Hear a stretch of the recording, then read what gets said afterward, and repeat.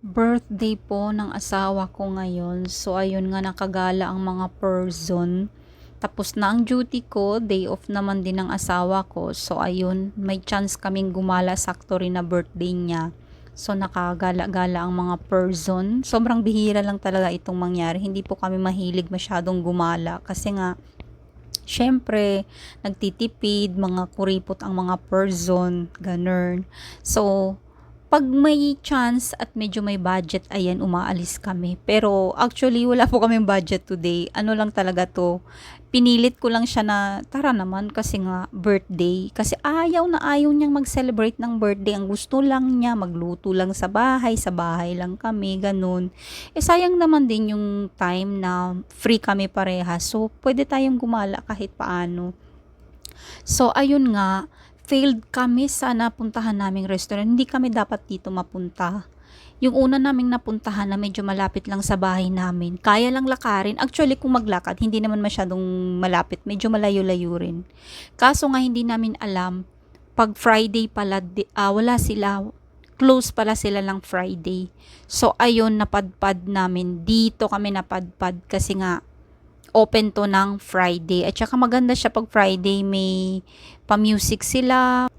Mas maganda kasi dito kasi nga may kumakanta, may mga singer sila pag Friday. Kasi dito kasi sa Middle East pag Friday, parang ito yung weekend sa atin sa Pinas. Dito Friday, Saturday.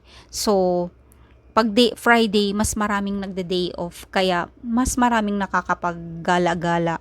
Dito kasi sa Middle East, ang day off talaga ng karamihan, Biyernes.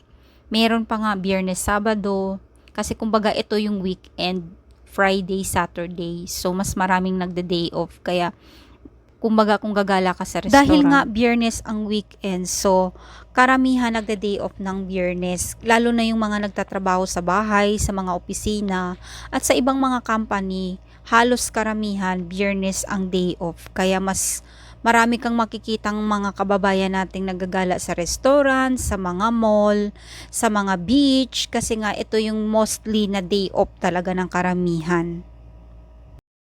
Kaya ang dami-dami mong makikitang mga kababayan, lalo na sa mga park.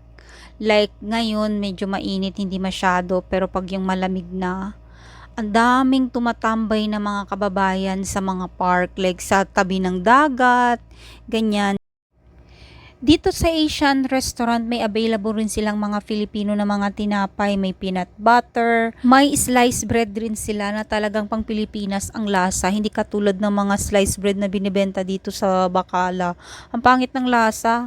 Actually, ayan, dumating na po ang ating order at tayo'y kakain na. So, ayun guys, thank you so much for watching sa aking munting voice message na nagpa-practice pa lamang.